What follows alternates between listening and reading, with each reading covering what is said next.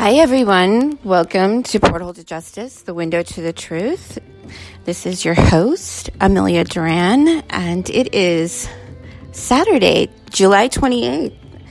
So you know what that means. It's lunch with Lotus. Hold on just a sec. Let me get her on. Oh, boy. Things have been kind of crazy, right? It's the full moon. Everybody gets kind of cray-cray.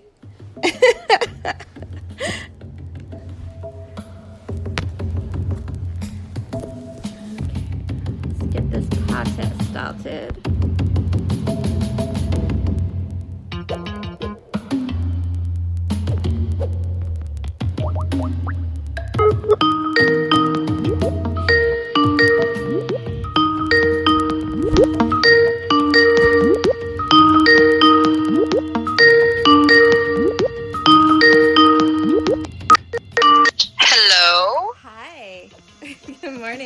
Hey, good morning. Happy Saturday. Good afternoon. Good morning. It's still morning where you're at, right? It's some. It's always morning somewhere. Where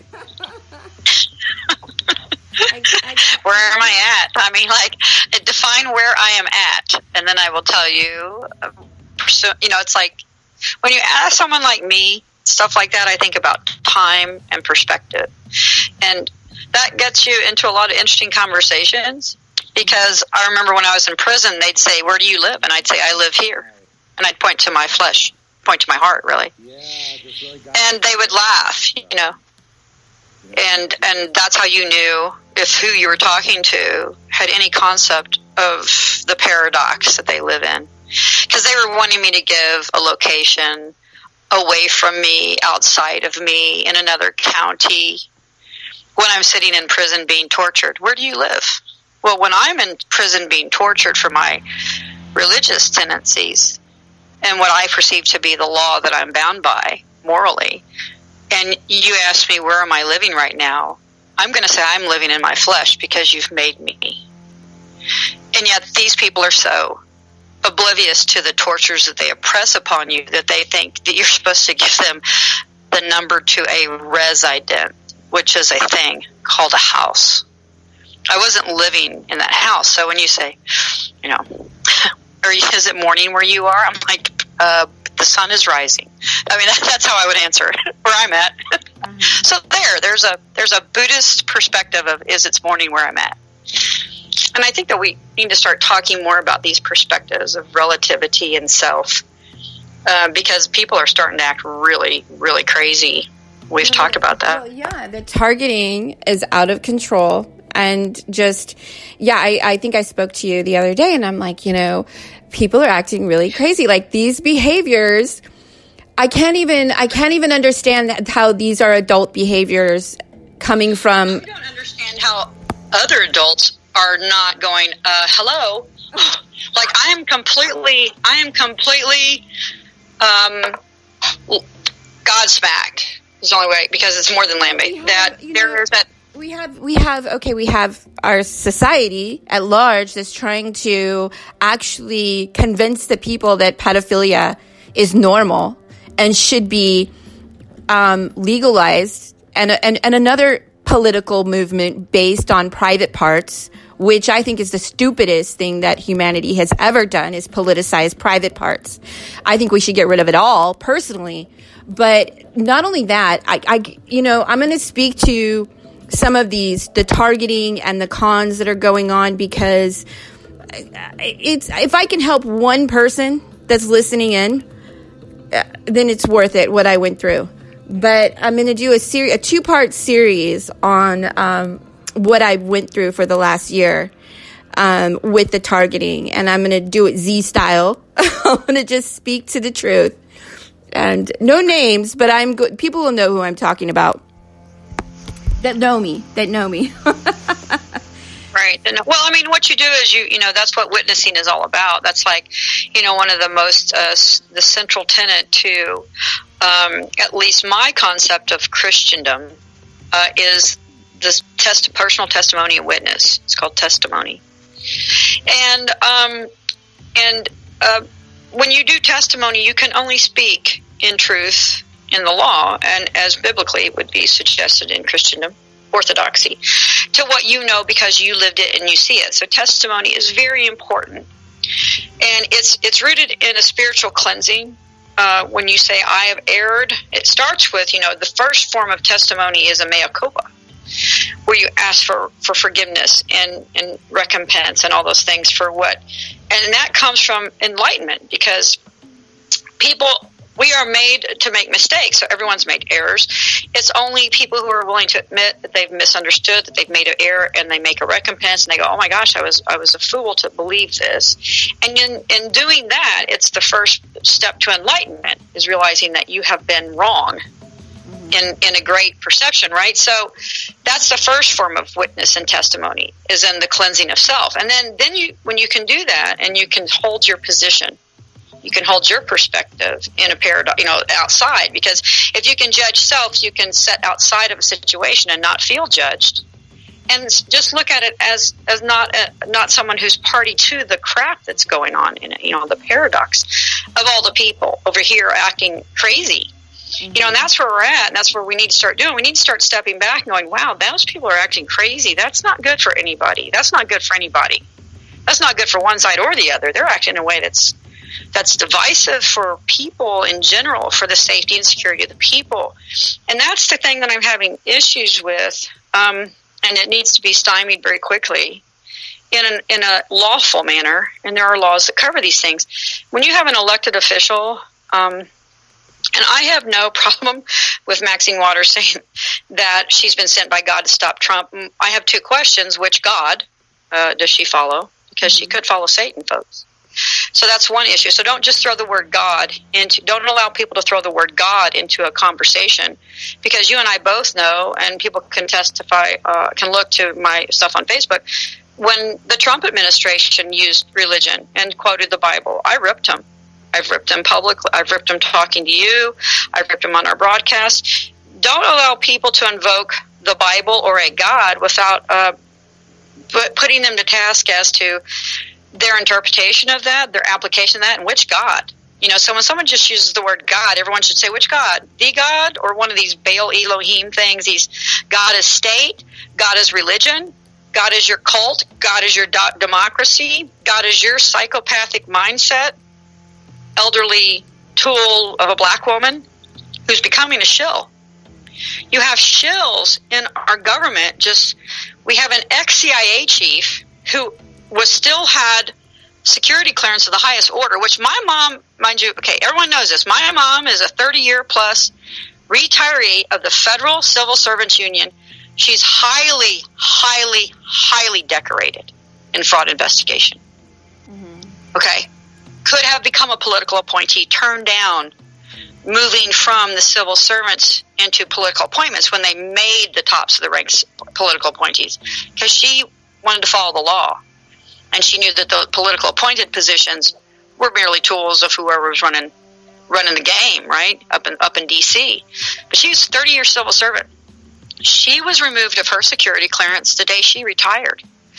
She doesn't understand why there are people who no longer work within the administrative authority of the executive, judicial, or legislative branches with security clearances, running around working for private corporations. Okay, these are facts we're learning. So you have an ex-CIA chief who has the highest clearance, is no longer in the administration, running around, politicizing himself, taking politically pandering demagoguery, calling the president a traitor, and the guy has security clearance of the highest CIA level. The guy who's talking is potentially a co-conspirator in an attempted coup against the United States government with Obama as president to undermine our election with the help of Britain, folks. That's the fact of the matter that's proving that's not Russia. It's the Clinton administration and Britain and Obama and the CIA and the Secretary of State John Kerry. It's those people working with Britain and Australia and all of the monarchical systems that have cooed our Federal Reserve System that tried to keep Trump from coming to power, folks. I mean, it's this discernment. We have people who are openly, as elected officials, preaching violence in the streets as a form of political opposition for her God. Not only that, not only we have people in Hollywood, out of Hollywood, trying to, showcase pedophilia as something normal in our society. And I'm sorry, Sarah Silverman, quote, I guess she was quoted saying that a child could pee in her mouth. I'm disgusted. I mean, these are like... That's not funny. No, it's not humorous. It's I've never liked that. Especially in this climate. Of them. Yeah. Okay. Well, you know why I don't like that type of, quote, humor?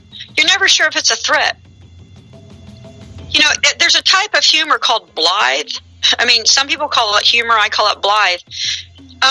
When there's a threat of hatred and what people say, that's not funny, folks.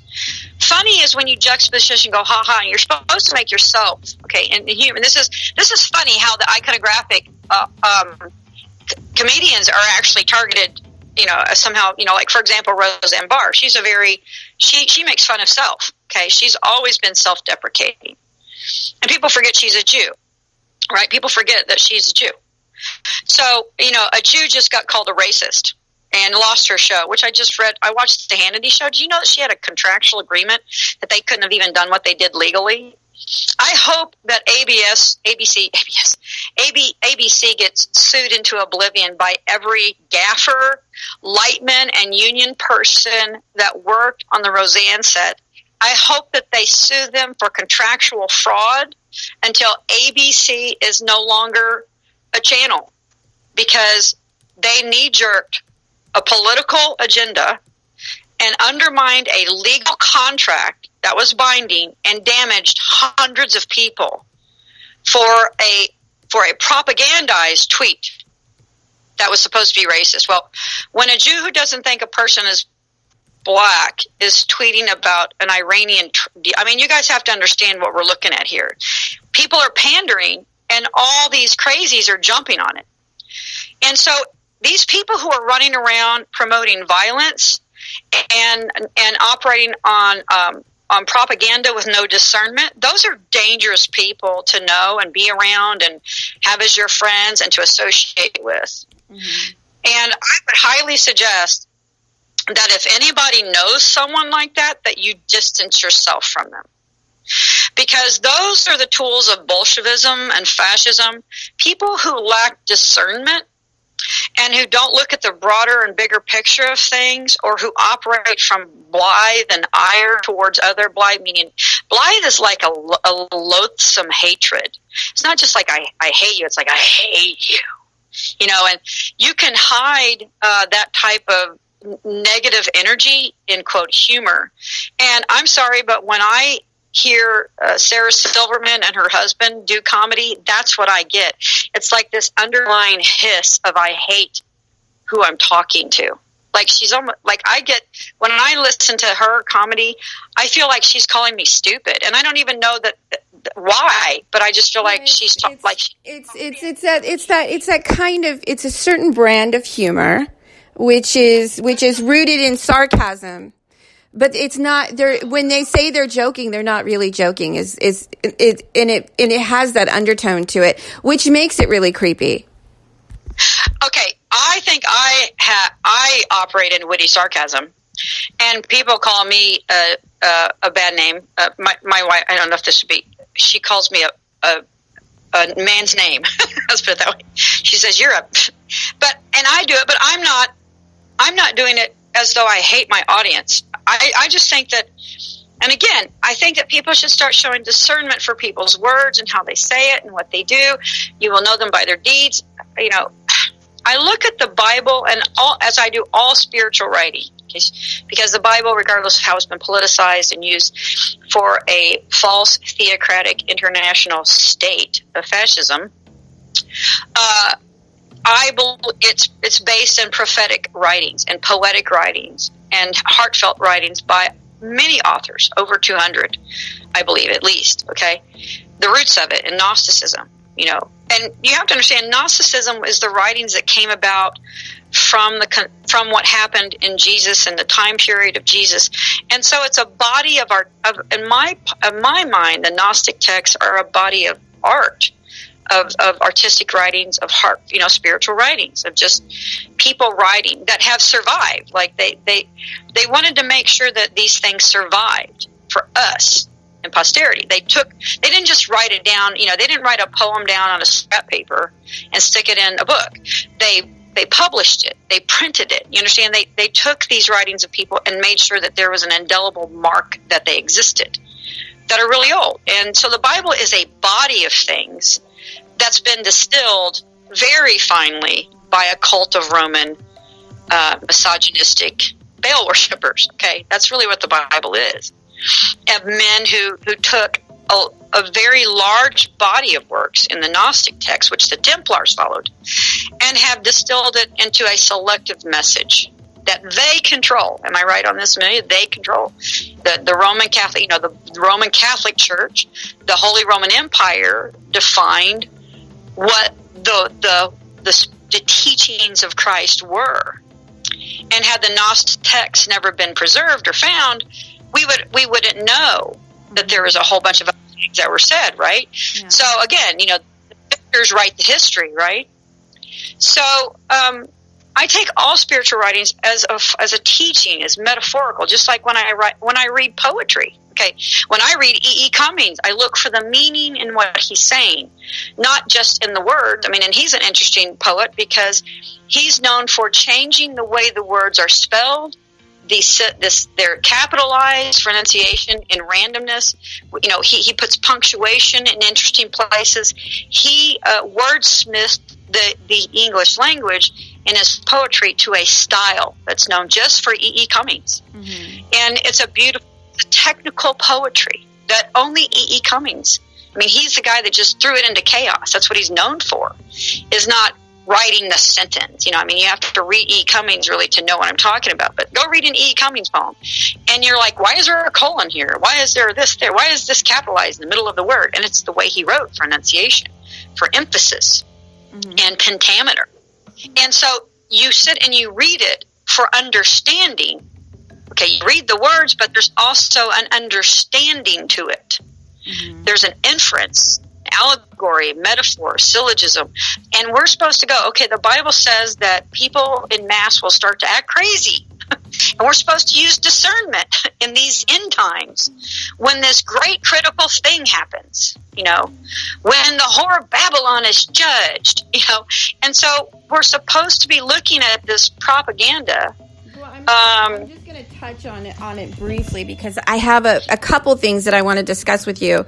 But I made a mistake. I'm an adult and I made a mistake and I can own up to it. And if I feel like if I talk about it and I help just one person from not being conned or one person from not being targeted the way that I was, then it's worth it, what I went through. But the fact that, adults think it's okay to behave this way is egregious. It's beyond no conscience. It's unconscionable. And it's just really poor form. And so I am going to speak to it. I'm going to speak to it in a 2-part series. But I want to talk about, with you, Lotus, recently PBS. Okay, I want to talk about the news first, and then I'm going to be talking about this over a series. I'm going to do it Z style. So there's something... on the Raw. There's something that was in PBS that's really disturbing to me because, you and I were really opposed to this bill that was recently passed, and I felt like Trump was really pressured through softism, basically. The politics, the left playing on people's emotions. And I was against this because I felt that it put the children in more danger, and it made it easier for Child Protective Services to traffic these children at our borders. And recently, this morning, PBS published a story. There's a link in the on the porthole to justice, and many of the migrant children waiting in the U.S. immigration detention centers to reunite with their families. Public records reveal that thousands have reported sexual abuse while in similar type of immigration custody. Emily Cassie, an investigative reporter and producer who obtained the data, spoke to survivors for the New York Times also as well. And the full transcript is available PBS. But these children that are, they're not being separated from family at our borders, and just like I suspected, this is becoming an issue. Children being sexually abused, at some waiting to be, in similar types of immigration custody at our borders, and it's just kind of. It confirms my what I was opposed to, and it's it speaks to some of the softism that occurs playing on people's emotions to legalize some of these acts that are occurring. It's disturbing, Lotus, and I'm disappointed. But I knew it. We knew it, didn't we? Well, we knew that the base argument, the gravamen of our time, and the gravamen means the central issue, the whole point of the argument. That's the key point of the argument is we are going to see an argument between people who think that children and people can be transacted and trafficked as slaves, as peons, as a commodity, as possessions of others, and even as possessions as a state, versus people who think that the state has no right in that, and that in itself is an abuse, and that's where we're at. Because the reason why these kids are so easily victimized is because no one's responsible for them. The state is a soulless instrument. The state is a soulless instrument by its design. It's supposed to be an instrument of administrative authority that is neutral in its nature, that functions administratively just like an automatic mechanism. See, that's what people don't understand. When I talk about administrative courts, which is what we're under the Federal Reserve Act, under bankruptcies, where they are sitting there slamming us with claims unchallenged according to the 14th Amendment, they are just sitting there slamming civil forfeitures. You're going to find out that these are unregulated banks. They are slamming everything, including your children. They are seizing your children through civil forfeiture with no foundations in fact. That is a fact. I can show you with 3 key places, 3 citations, definition of civil forfeiture, the students' primers on their constructs of in rem actions, and that children's probate courts are in rem actions, and a federal evidentiary rule that says that basic discovery initial discovery is suspended in all suits of in rem. I can show you 3 things that show that it's contrived within the federal statutes to civilly forfeiture and seize your children without due process of law and take them as products, as commodities, as instruments of state. It's in the statutes. I can prove it. I show it to you. And people are presuming that that the government has all of the things figured out, right? That everyone's following the rules that govern your government. Well, they're not. That's the statutes. So the courts aren't even not abiding by the statutes. They're hiding ways and means within their rules of procedure and their self-propagated doctrines to undermine the Constitution. So you're sitting here talking about the administrative process of the state is not functioning because the men and women in it are breaking the law and committing treason and using your neutral state, your soulless instrument, to traffic people. Because within that instrument, they can go, well, I didn't do it. See, that's the problem with statism. Everyone wants their finger in it. More espresso. Right, but everyone wants their finger in it. But in statism, no one's responsible, and they like to spread it around. So they throw your kid to Moloch, and then they abuse the child, and everyone goes, "Well, none of us are guilty." Right? I don't know who's guilty. Right? That's where you're at. That's the problem with commoditizing people and not abiding by the statutes, and it's happening to people, adults in prison, and it's happening. This is also what we're fighting in where we're fighting is we're fighting the New World Order, monetizing the flesh globally, enslaving the people, contriving poverty to make a more vulnerable class of people so that they can human trafficking. Right. Right, but it's not a problem that you have a commodity based on human capital, because the only thing that makes this world greater than what God made it is Goddess's gift for us to manifest more. So the value in this realm is what human capita brings. That's what we are the project, we are the manifestors. Okay, so our capita is what gives this realm value. That's not the issue. The issue is they build a system and then they don't abide by the law and they oppress us with it. See, that's why, that's the abuses of statute without high law. That's why our founding fathers created a high law, low law, how I say it, state. The people exercising it don't know that we did that. There's much because they're ignorant of law. They don't even understand. We're at a period where statism is ruling, and people who are running the state have lived under the presumption, the false presumption, that there isn't a higher law that they're going to be held to. And that's what's coming around, and that's what Trump is party of. Trump is part of the change in the guard that they're trying to put down, because we are taking the state instruments back from the lawless. Who built it, really, and they built it for the purposes of trafficking humans, and yet we're going to use that same system, because it was rooted in high law, to allow each of us to have our own capita. There's a divine process of this. The state is not the problem. It's these people in it, and so we need to start clearing those people out. So we happen to be living during a changing of the guard, a historic, like thousands, like something that doesn't happen in known history. This is a major changing of the guard of how the world is going to run politically, spiritually, in every way, folks. In 10 years, our world will be, in the throes of utter destruction. We haven't beat ourselves down there, which I don't think will happen. Or we will be 10 years in a more advanced concept and mindset, and live in a far more utopian, peaceful world where people are kept. Lotus, I just want to interject something really quick, if you don't mind. Absolutely, go. If people believe that this is isolated just to our borders or to 2,000 alien children separated at the border, and you don't believe this is a global issue, you're naive to the problem.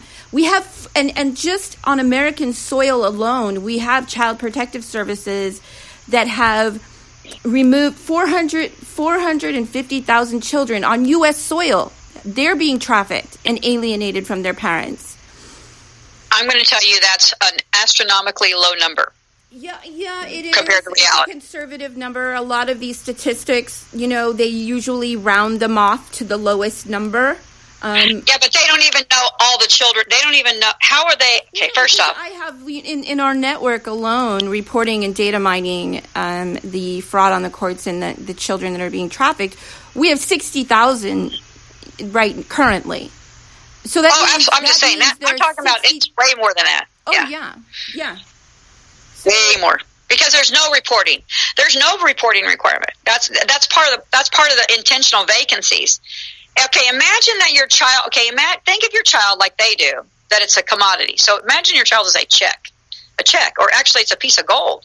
The child is a piece of gold. Can you imagine taking gold across the border and just giving it to some agent and just disappearing without it being monitored, having any tracking capacity, and just let all these people touch your gold and all this other stuff, and then you don't even know if you're ever going to get it back?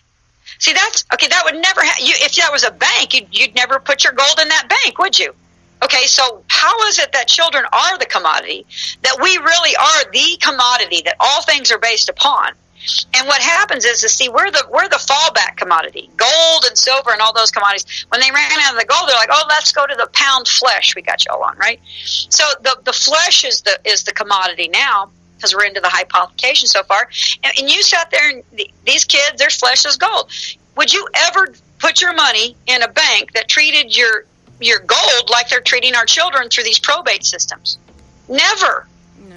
And yet these kids actually are a commoditized, they have a bond. These children, their flesh is actually insured, folks.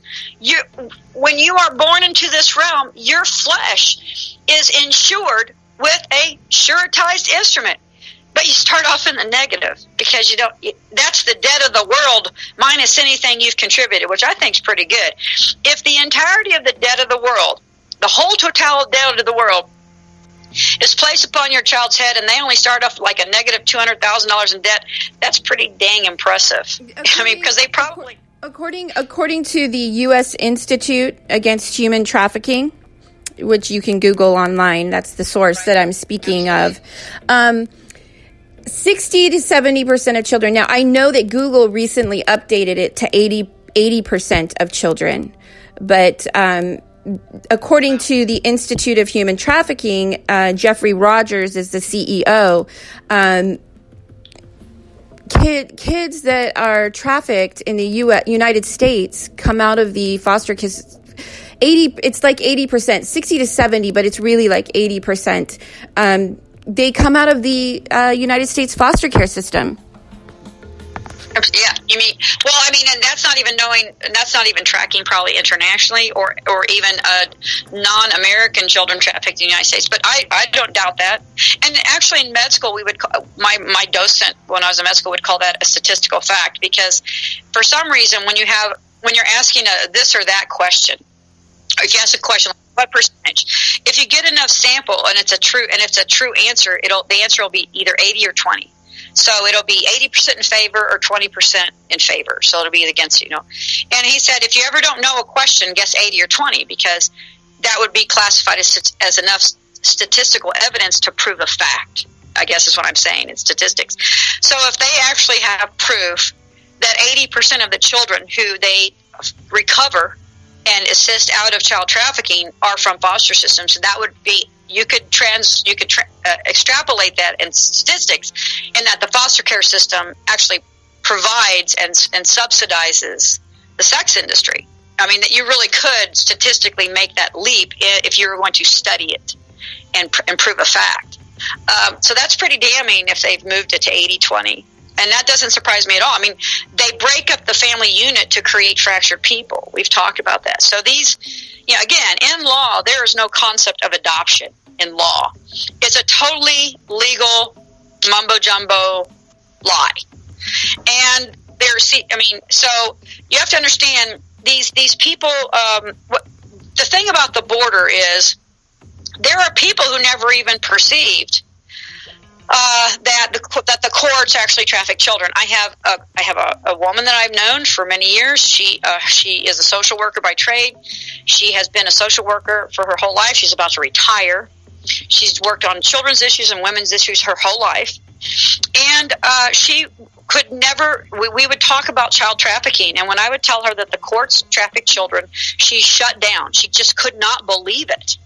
Okay. Mm-hmm. Now that the border situation, and I haven't talked to her since then, but the last conversation she had, she says, I can follow you up until you tell me that there's a conspiracy to traffic children within these instruments. Because remember, as a social worker for children, she's receiving children through these systems, right? She sees them as doing great good, which I'm not arguing against. I said, I understand that, but there's also a percentage of child you never see that are just being trafficked off this system.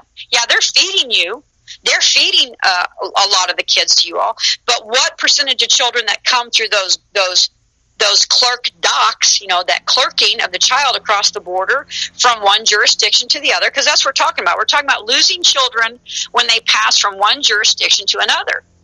Okay, how do you lose children from the hands of the federal border to the state state probate, because they're running them through CPS. Are they not? Does the feds hand these children over to the state of the territory that they cross over in? Do they not? These aren't through federal. Are the parents being kept in federal? I mean, I thought that they were being parlayed into state custody, and so they're losing children from one jurisdiction to the other. They're trafficking children in a system they can't even prove. They couldn't find the kids if you said, hey, where's Johnny John Smith, Johnny Smith at? We brought him in the border yesterday. Where is he right now?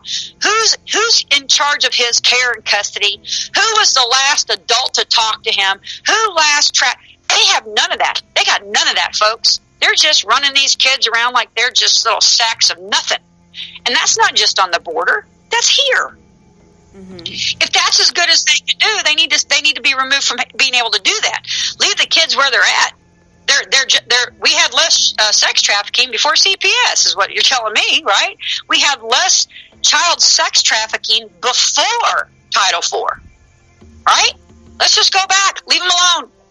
If you can't do it better than that. But what I'm trying to tell people is the people who built that made it that incompetent. It's contrived that those abilities to lose children from one jurisdiction to the next and one instrument estate, agent estate to the next. It's designed to allow those children to be removed and disappear. That's what the point is. So we're talking about the larger issue of what the system is for, which is to protect children, but the intentional vacancies and the contrived criminality that monopolizes. I'm telling people, and I've been telling people, you and I have been talking about since you and I known each other, that the systems of the court are contrived to steal children. It was the mastermind behind the Title IV. Child trafficking as a means of a commodity to sell to people is what is the brainchild of the Title IV program. And the fact that they tied it to an entitlement treasury instrument made it even more profitable for the criminal enterprises of the bar unions of the state, because then they can pay themselves through their federal corporate charter, which is again a state charter under the United States Corporation. So the United States, you have to remember, people, the United States that sits in D.C. is a federal corporation comprised of the 50 states of having a corporate charter called the United States Corporation Company in each 50 state. And they have their shareholder meetings in D.C. in an international territory. So the states are paying themselves through Title IV, really. They're shareholders in the statutes that they created to pay themselves for stealing the county kids. So it's really is child trafficking. And it really is their system they were feeding themselves. They were eating their own tail. They just weren't being held to the law. And so what you're finding out at the border is how egregiously irresponsible the state agencies and the federal oversight agencies, HHS, but HHS's hands were tied, folks.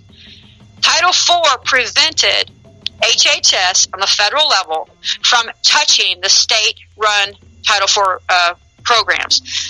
That was one of the issues that Clay's case showed.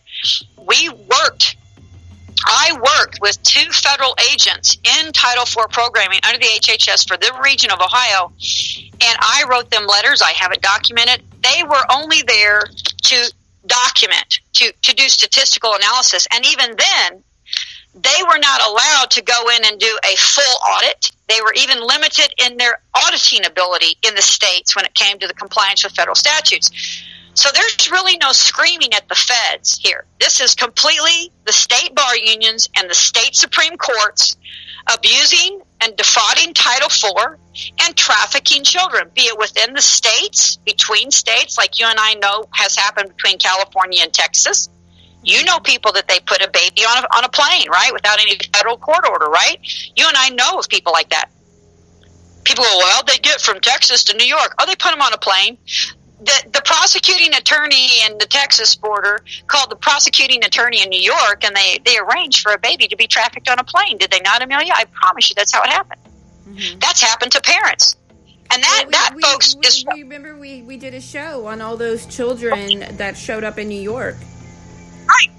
Well, that's what I'm saying. You and I, we know people that happened to with no federal court order. And you and I both know there's a federal law that says that they can't do that. Okay, so how is it that union attorneys are able to conspire to traffic a baby outside of federal statutes, and they're prosecuting attorneys for counties. See, that's the criminal conspiracy. That's the RICO. You have bar union members from other states, from cross states and cross jurisdictions, just trafficking babies outside the federal law, openly, willfully, calling each other, telling this. I mean, it's crazy, folks. And there's federal laws that prevent that. That's a crime. How's it happening? You know why? Because the same bar union members control the courts and are the ones affecting the probate seizures, the civil forfeitures. It's all, attorneys are bad news, folks. Right now, they are a criminal enterprise all over this country. You can see it happening in your federal government, in D.C. You see they're foreign agents, and they're affecting terrorism on the people. And they use these people that are maybe out of jail or have debt, or they use people to target other people, stalk and target them, torment them. In every malicious way imaginable, which just happened to me recently. And, I still make mistakes. I'm still human. I'm a human being. And even after, I talked to George Webb about this as well. He was a guest on my show, that I don't date specifically for this reason, because I can't trust people, Yeah, you never know. There are things called handlers, and people can believe or not believe that the reality is very contrived. I mean, I don't understand why people don't think that the reality isn't contrived whenever we have games like SimCity. I mean, don't they understand that the federal government, and I wouldn't say the federal government, the instruments of state, okay, you have to understand, imagine this, the state is a big bank of money of the peoples, and programs and agencies and buildings. The people own all of those things. And then you have people that occupy that instrument, and they can use those tools for the people, to serve the people, or to war against the people. These people, there's a lot of people in our government that are using the tools of our own money, our wealth, our estates, to war against us. And they contrive it, and they send out handlers. They literally, and they create handlers. That's what the FBI is great at doing. Yeah, the FBI, some of these terrorists aren't even aware of who they work for. They just think that some of them are. Some of them are. Well, some of them can be coerced. I mean, there's different types of people that come at you. There's the people that are spiritually vacant, people that are morally vacant, the people who actually work to undermine whistleblowers. And I talked to another guy right after I talked to you. This individual that conned me out of a lot of money, basically, over the course of a year. And, he runs a platform, and the majority of his platform and his followers are women.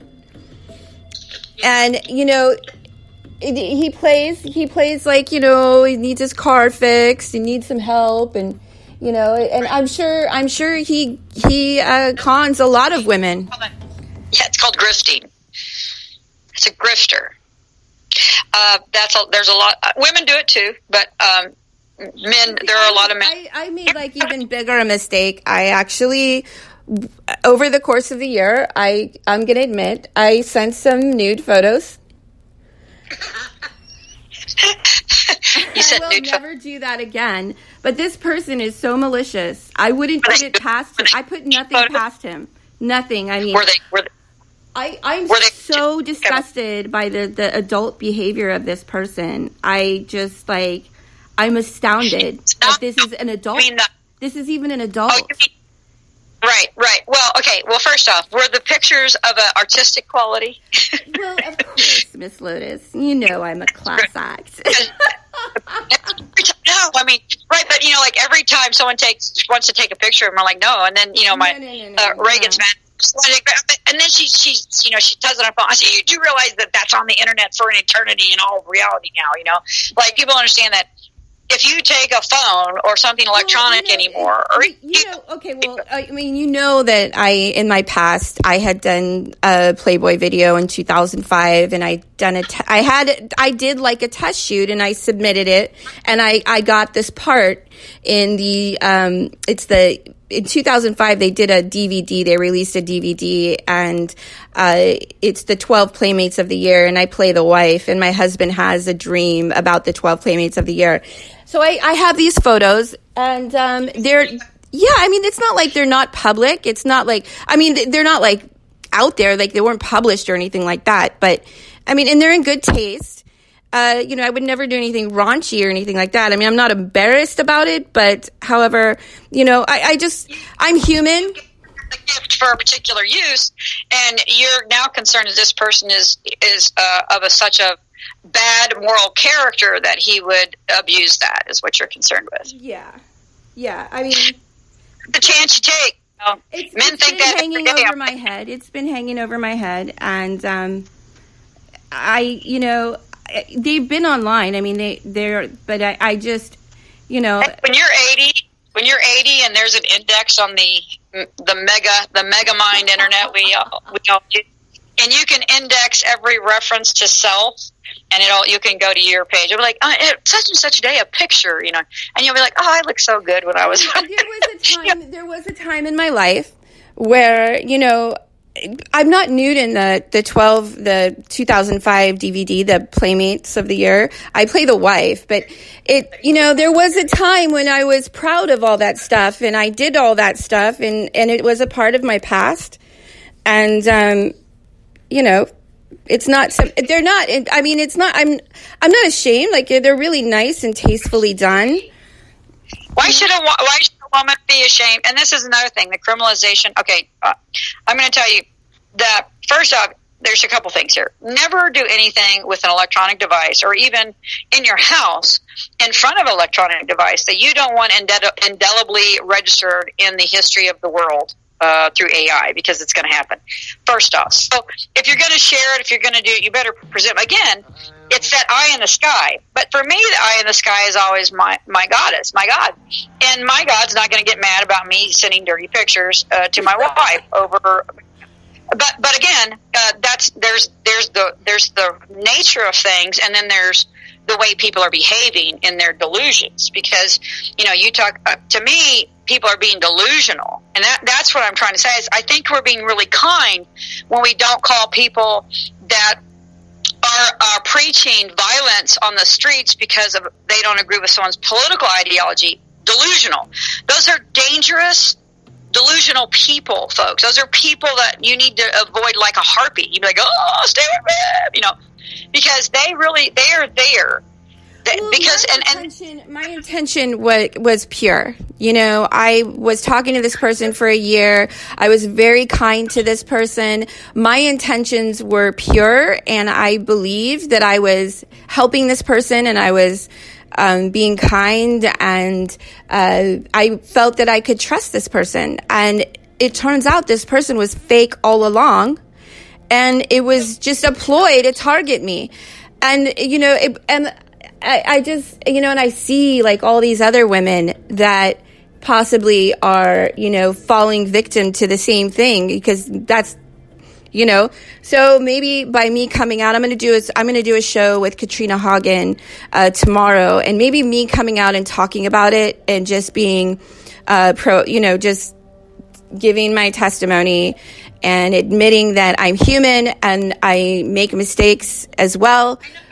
I haven't really heard of a mistake you made except for misjudging someone. But I mean, you know, I think that's one of the things that the evil, the lawless people, the soulless people, the reprobates rely upon is our innocence. Because I think, you know, most people, like I said, at least Americans that I know, and even the people I know that are from other countries, which I know a lot of people from other countries. I mean, I've known people all over the world, but they all seem to have a good heart and a good nature, and they're very taken aback to find out that there could potentially be this contrived conspiracy to manipulate the world in a way that harms children and innocence. I mean, I think that's a very difficult thing for people to perceive, and that it's one thing, you know, we used to think, oh, it's the guy in the uniform. Yes, okay, well, that guy in the uniform.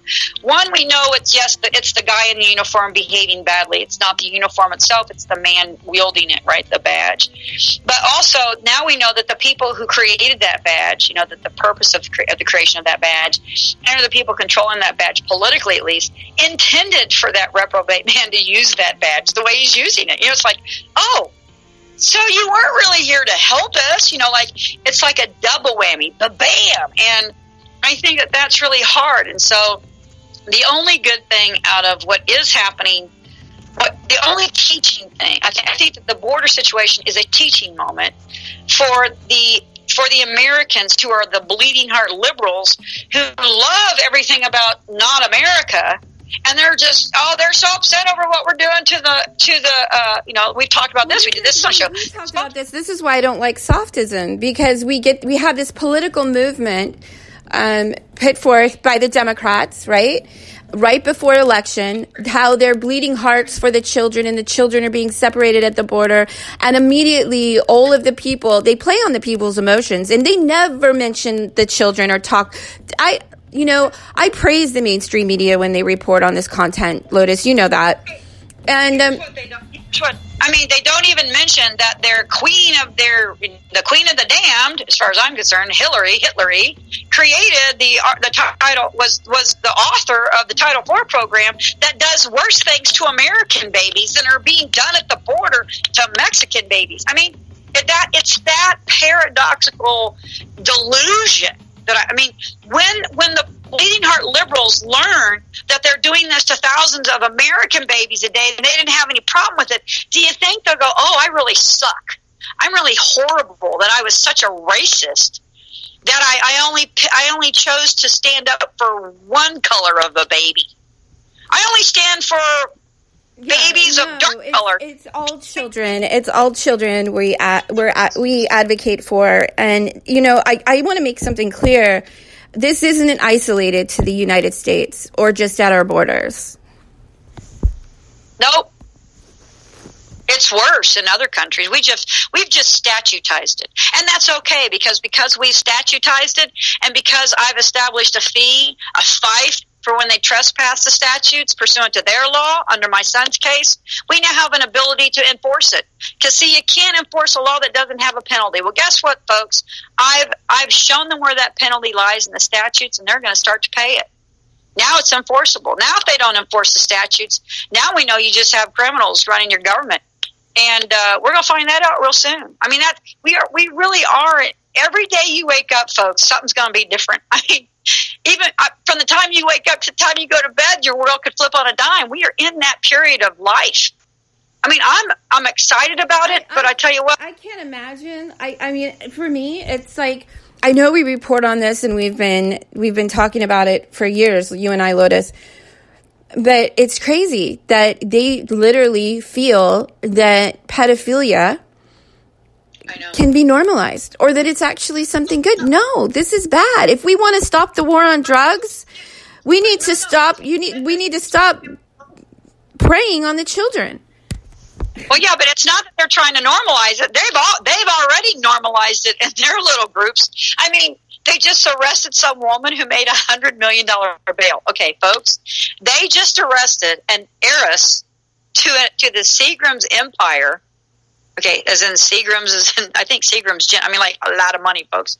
The heiress to the Seagram's empire for her affiliation with the international child trafficking ring that Hillary Clinton is very directly tangentially connected to. And her bond was $100 million. And she made bail. That was the biggest arrest that 100 million, it said 100M, right? That means $100 million. Heiress makes bail. She paid $100 million bail, folks. And she is a key material witness in an international child trafficking sex ring that operates out of California and knows all these people in the United States. Wake up. Wake up. It's really going to be a gross time. We're going to see some really gross stuff happen. And I just want people to be prepared, because the reason why people are acting crazy is because they've lost their minds, because they're unwilling to look at reality. So they're running around, flipping around in emotional delusions. They're not using logic and reason. They're not even relying on true emotions. They're actually bouncing around like they all have bipolar disorder. These people are delusional. You have people who are who are saying that they are anti-racists on videos saying you can't be part of our anti-racist movement because you are a white man. I mean, that's the epitome of delusion of just a person who's lost their mind. Because if you're an oxymoron to your words, if you are a duplicity of self, you are a nullity in law and logic and reason. Someone who says, I'm against racism, but I'm going to categorize you, a white man, as being a racist just because your skin is white, that's crazy racism. That's psychotic racism. That's the kind of racism you have in African nations where they go kill half of the black people that you can't tell the difference between that color of black person. I mean, they all look black skin, but Hutus and this, they can see, they know each other. They see the distinctions between this eye feature and that. I mean, in Africa, blacks kill blacks based upon old tribal affiliations because Hutus are bad. So if you have anti-racists saying white men in general are bad, kill Trump, murder people who support white men. When you have that's the type of crazy, violent activity that happens in third world, tyrannical, despot, Bolshevik, fascist overthrows, folks. That's the kind of crazy mindset that is dangerous to everybody who believes in a civil society and order and law. And to have people of your government make up, I mean, in the next month, you're going to see a lot of the truth coming out, and you're going to find out that there was a conspiracy to overthrow your government, and it was founded 100% in the Obama administration, if not the ones before that. They had planned to take our government over and insert foreign operatives to run the states under open Sharia law, using police powers, affecting child trafficking, allowing the marriage of 9-year-olds, the seizing of children, the handing of children to pedophiles. I mean, this is all happening. You and I both know this is already happening, tell you. They just were going to start doing it more openly and tell people they didn't have a choice. And we stopped that. Americans are too smart to let it get that far. We didn't let it get that far.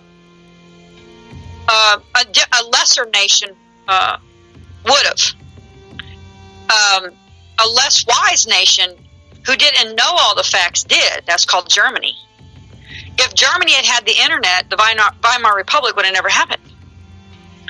So it didn't get that far this time, folks. But I promise you, it's by the same people. There's an unseen hand who has its thumb. It has its whole hand upon the head of the head of our world, and it's just this big hand that's keeping us down and oppressing this trade system. This belief that the bankers can traffic people. It's not that the banks are founded on the value of people and our commodity and what we bring in our capita. It's that the men in the system think that they can actually traffic humans with their banking notes. Like, they've created a banking system and just traffic people with it. And they don't even follow banking law. I mean, they're not even following the banking rules in the moving of things, in the moving of instruments. So it's just criminal. And it needs to be fixed because they're trafficking children all over the world. And people are becoming bazillionaires, Yeah, on these illegal... You have the poor class actually protesting to enforce or to legislate these bills that is basically legalizing their crimes. I mean, I'm not saying that that it's not happening at the borders. I'm not saying that there aren't parents and children that aren't being separated from each other. I mean, I think the DNA tests are really good in those cases. But, like this PBS special, sadly, this is what occurs, So basically, we're legislating laws to actually help them make it easier to commit their crimes against humanity. They're legislating. What they're doing is they're allowing vacancies in statutes. They're allowing open holes that allow criminality to fester, and those open in the Title IV in the federal program. I promise you that I could prove by facts on the matter that the federal government has been monitoring and has written up the state of Ohio, and that the state of Ohio has failed. They may be under another audit right now. I haven't had time to check, but every audit they've ever had in this state, they failed, and they're self-reporting. And I mean, it's like, oh, we're gonna, it's all over the country, and it's gross and it's abuse, and that in the 40 years that Title IV has been out. Is it 40 or 30? 30 years.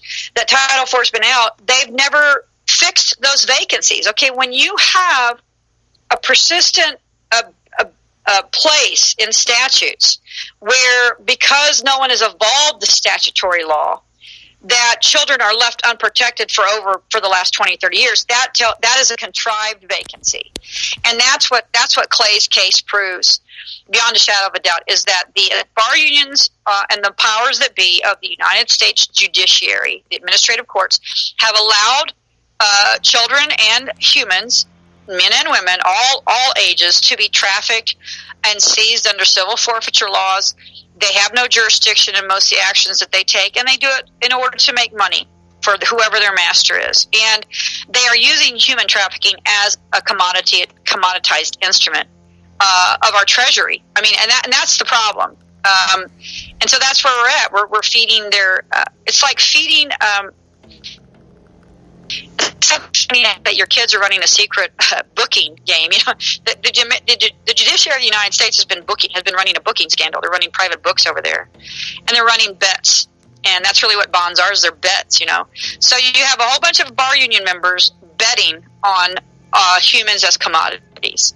And that's what they're doing. And no one really sees it like that, because they've all been hoodwinked into believing that they're courts and that they're following the Constitution and all this stuff. And that's just not the case. So we're just coming to a reveal, and the reality is so different than what people have been told and perceived it is, that it's difficult for someone of a diminutive mindset to sometimes either in emotional quotient or intellectual quotient, because a lot of people don't have the emotional quotient to accept what's coming down and what's starting to be revealed.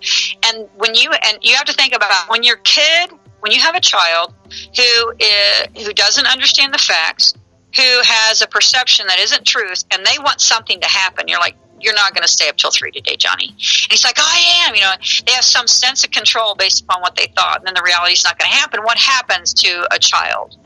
They get angry and they act out. And that's a lot of what I'm more concerned about that than accepting the fact that you and I have people that try to target us all the time. I just got banned from Facebook. We talked about that. I thought it was interesting.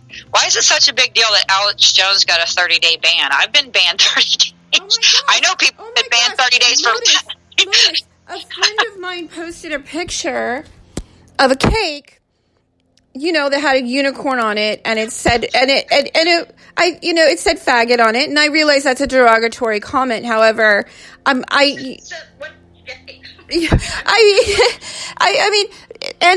Facebook banned him for 60 days.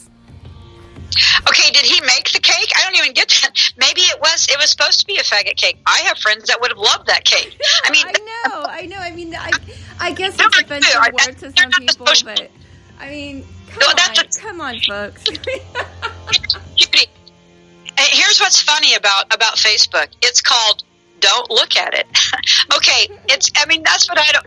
So if I don't like a TV show, they have the little feature there up in the corner, and you can click on the button. It'll say hide or hide all content from this individual. Yeah, exercise some free will instead of being a whiny ass little you-know-what, So, and narking on people, because, that's the thing. No one loves a narc. No one likes a narc. Because you know what? There's other ways to handle, especially that kind of stuff. Mommy, Daddy, Bobby's being mean to me. That's what Facebook's their daddy. Oh my gosh, I saw an offensive cake cover. Block him. That's ridiculous. It's ridiculous. I'll be frank, it was kind of funny. The cake was pink and yellow, and it was a cute cake. Like, it wasn't I don't know. I just feel like it was excessive and egregious, that he got 60 days, Lotus, 60 days. And okay, think of it this way, Lotus. Think if you had a business that you had to run through Facebook, and or your phone. Let's say your AT&T company banned you from your business phone for 60 days. I mean, come on. This is ridiculous. This is a form of communication. It needs to be regulated through the FCC.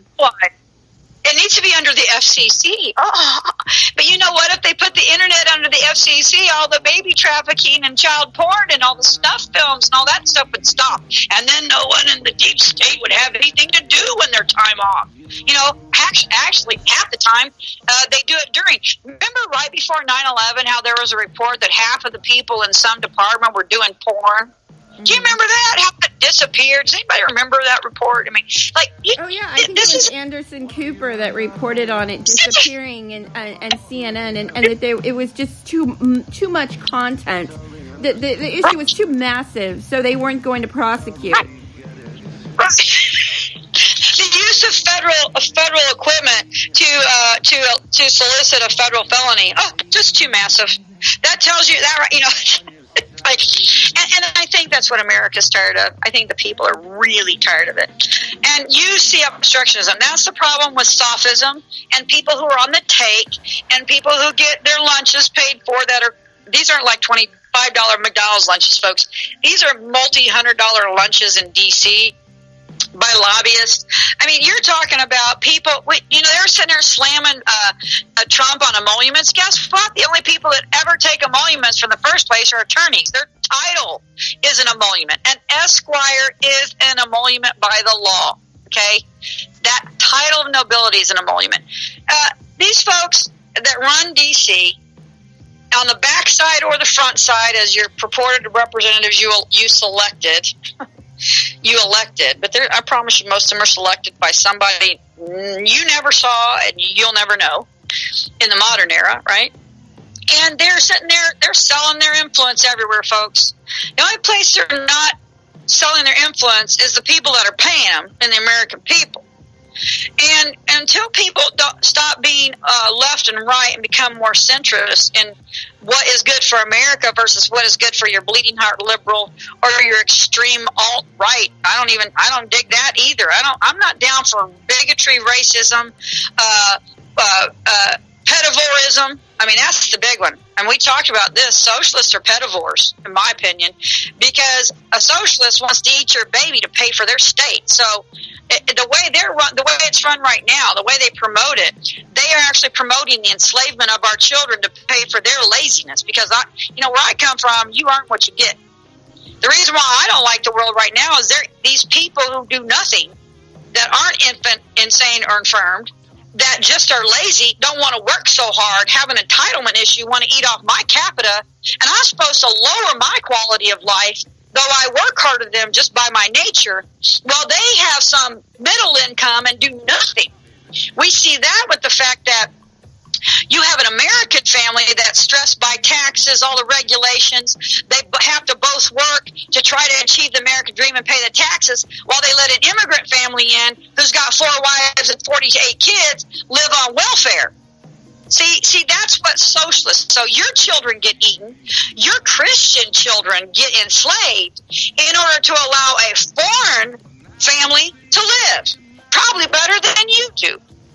And that's wrong. See, that's a redistribution. That's when your state is redistributing favor.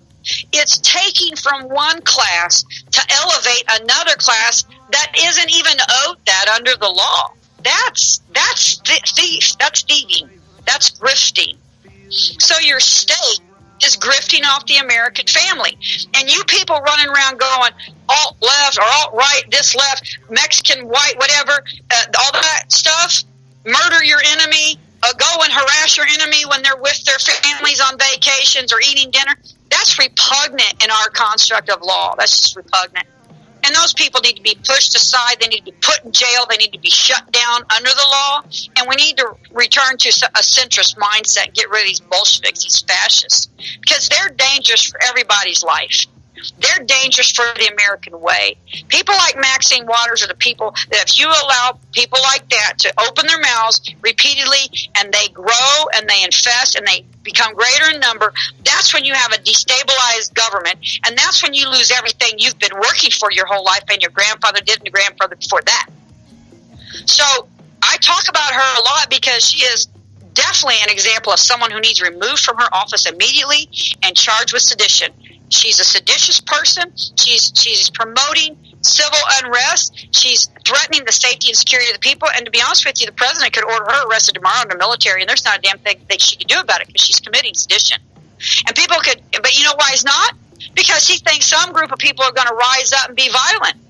So the people need to do what they need to do. And I think they're doing that. Twitter's dropped. Facebook tanked. We talked about it. I told you.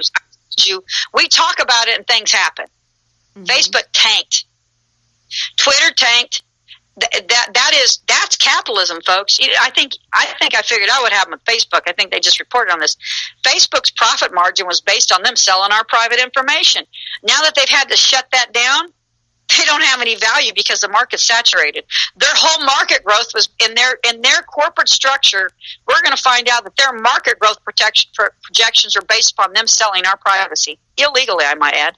Yeah. And if there's proof that on Twitter and on Facebook that they were censoring certain classes of people because of their political leanings, why isn't the FCC involved? Do you understand? I mean, those are crimes along communication. That's using the internet as a political form of despotism. Why hasn't the FCC called me back about my wanting to report them? You know, there's people not wanting you to do what we're demanding them to do. And so Americans need to start demanding that their government follow the law, follow the statutes. If Sessions won't indict Hillary or any of those people that are showing to clearly have been involved in undermining the safety and security of the American people and affecting treason and sedition against the United States during the last election, if he won't indict them, if Rosen, whatever his name is, that's running the deal, if they won't do their job and if they're not going to indict Hillary for actually the Hillary campaign paid Great Britain to dig up dirt on Trump. Trump is being investigated by a multi-million-dollar special counsel who Mueller used to be in the throes with Clinton, and he's being investigated for having a meeting where he potentially talked to Russia about doing something he didn't do. So they're professing Trump did something by a third party or fourth party tangential association that Hillary Clinton's campaign openly did. So why is it a crime for a potential crime that mandates an investigation, a multi-million-dollar investigation against Trump, and it's proving to be false? In fact, it's proving that the data that Hillary's campaign paid a foreign government to get on Trump is what the whole foundation for the claims against Trump are. So it's always the serpent eating its own tail. What they're complaining about, they themselves actually are the ones who did it. People not see that. You're sitting here investigating now. So if they're not going to do what the law mandates, Mueller, Sessions, or I don't care who's up there on top, then they all need fired. They need to be you can impeach him by Congress, but Trump could fire him. He's just not doing. People don't understand that Trump's letting it all just run its course. He could fire Sessions. He could have fired I think it's Rosenthal. He could have fired the second. He could fire him. But he's letting them air themselves out. He's letting them show their dirty laundry. And let's think about the dirty laundry America has had to watch. You have a seasoned attorney who has asked for over 100 blank warrants. Okay, Amelia, there's no such thing as a lawful blank warrant. You and I both know that. Everyone knows that. That's against due process. How do you get a blank warrant, folks? Okay, wait a minute. I thought part of the problem with the Trump campaign was that they had a warrant that wasn't founded in fact. So now you have a judge in the special counsel giving blank warrants where he doesn't even have to bring facts to get the warrants. That's one. So they went from bad to totally not anywhere close to the law. by just giving him 100 stamped, signed, blank warrants. Means nothing's filled out, folks. It's just a blank. It's like a blank check. Okay. So Mueller asked for 100 blank checks, and they gave it to him, right? And he's also violated a client privilege with the investigation in Trump's attorney. He's allowed unlawfully, illegally gotten evidence to be seized by the FBI and brought into an investigation.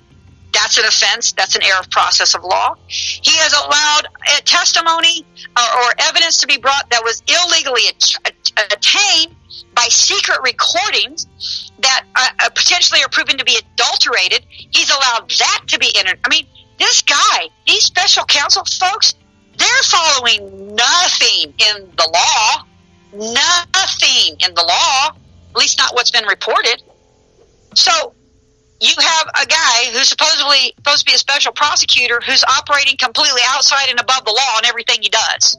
It's totally crazy because, you know, what we're seeing, folks, is this mad push to legalize pedophilia to justify these people's crimes.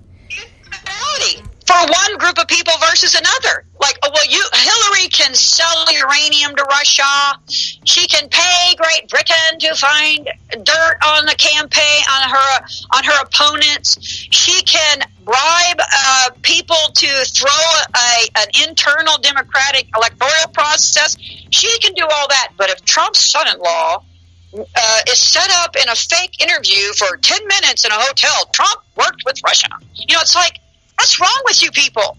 What's wrong with what we're seeing here? I mean, it's like we can do what you can't. So the push to make it legal to abuse children is because they just are like, well, we're just going to throw the whole kit and caboodle at them because we're already doing it anyway. What they're showing is that there's different sets of rules depending upon who you are. Apparently, if you work in Hollywood, you can abuse children all you want, apparently, and it's okay. And you can tweet about it and talk about it, and it's okay. I can see why people don't live in Hollywood that actually enjoy acting, why they don't stay there. I would probably have to punch somebody, you know, because I couldn't live in that. I couldn't have that be a norm. Mm-hmm. And but then again, Hollywood is where child labor laws have been pushed to the point where they can take a kid. I mean, let's start with our gang, right? Our gang, remember the Rascals, the Little Rascals? Those children were slaves. They were basically forcibly peonized as children and they made all, you know, they did all the acting, and boy, they sure made a lot of money for a lot of folks, more than they ever got. I think most of them died in poverty. Mm-hmm. You know, you're talking about a industry that has used children in that respect in movies for generations.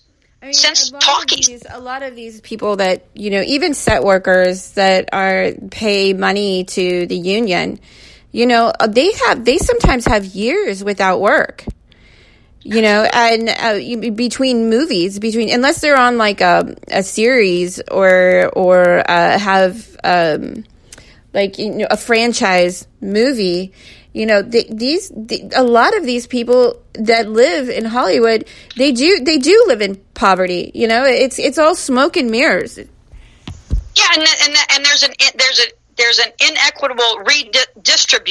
inequitable distribution of the collective wealth. That's the point. It's the same thing here. There's an inequitable redistribution. So the state is redistributing wealth up to certain classes of people. It's not even just redistributing wealth. It's redistributing favor. It's redistributing privilege. So you have the state as a classist instrument. That's what happens when you have elitism and you have inequity governing your state. And that's how you know that we're not in law, because our law requires equity. So if the state is redistributing wealth inequitably and disenfranchising some people while others live high on the hog, then that's wrong. That's not within the law. And the same thing about socialists. Socialists have no problem eating off the system, but do they want to work 60 hours a week like I do in my the companies that I've grown through my intellectual, the things that only I can do? Do they want to work 80 hours a week? No, they don't want to do that. They want to be like the Jetsons and work 3 hours a week or whatever. At least 3 day work weeks. I think those 3 hour work weeks are killing me, and they don't want to do that. They want to eat off. So from my mindset, and this is where me and I and Rand are in agreement, I'm not going to pay for somebody who is not infant, insane, or infirmed, meaning you're disabled. And even the disabled, where I come from, work. I mean, you need to be infirmed as in you're a veg. You're in a vegetative medical state. I'm not paying to have people not of those classes live off my capita. I'm not down for that. That's not socialism. That's totalitarianism. That's making me a slave to other people's ineptitudes, willful ineptitudes. Okay?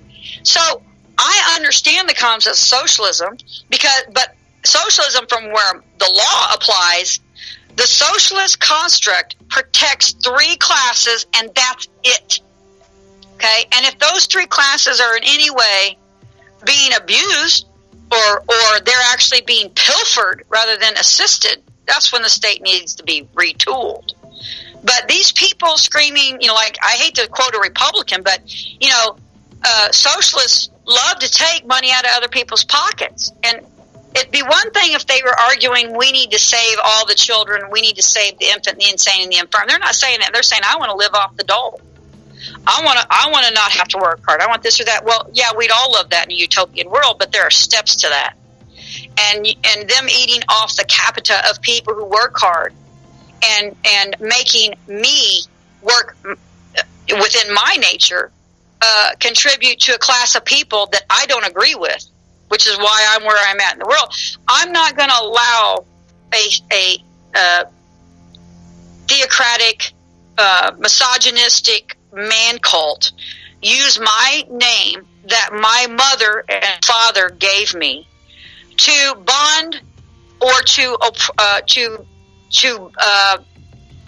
fund any form of illegal or unlawful activities through the state. I'm not doing it anymore. And if the state's not going to correct its criminal enterprises that are contrived from what I can prove at this point in time in our history in our country, if the state is not going to cleanse itself of the criminality operating within it, then we're going to have a different state at the end of the day. And I think that that's where we're at. It's just a matter of how we get there. I would personally like to get there through the law and rational people who want to get together and have a conversation and who want to talk about the difficult topics and approach. How many liberals are saying, I mean, we now have proof that if you talked against Obama, you were targeted, right? And we know that you remember absolutely the election, you and I were both absolutely hacked, I think. I had someone turn my phone off without notice. Like, turn it off, click, oh, I deem you not able to have a phone. Boom. Like my landline, which is federally regulated. Boom. Just a button. I mean, I haven't even had time to address that letter to AT&T and the FCC, the FTC, whoever supposedly pretends to regulate the control of the wealth of the American people and our utility base. People have no idea how much the American people own.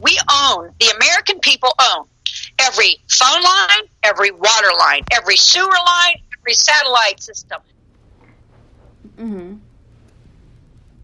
Uh-oh, we lost Lotus.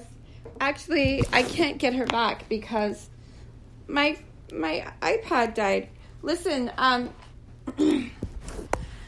going to conclude this episode, I think, because I need to charge the iPod again, and I will contact Lotus. If you're listening in, I will contact you.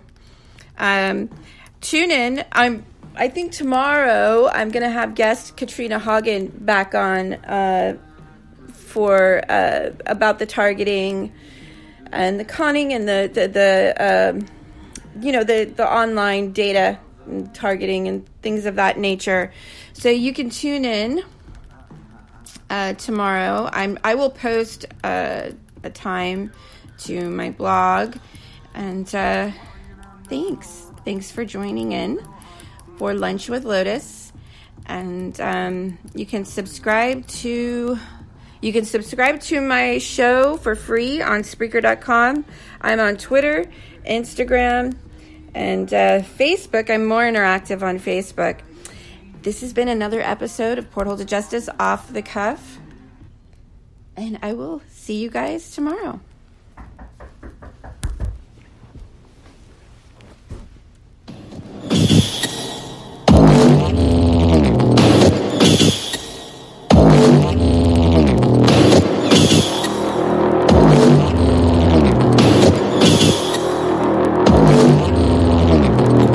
No one was to blame. No one was the wiser, and no one suspected you.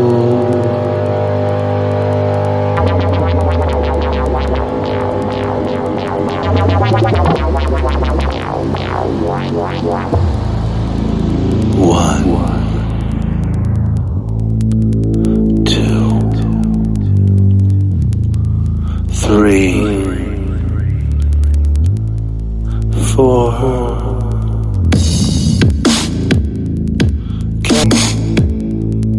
I'm seeing you.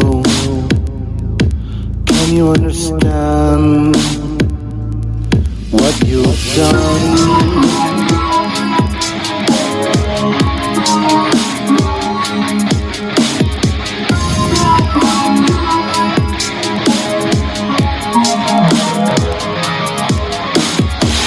Fell down, lost your crown, but you made a mistake. You made, but you made a mistake. They all saw you're a traitor to your own cause. Now you say that you're loyal. You would never do anything like that, and never will. How dare I?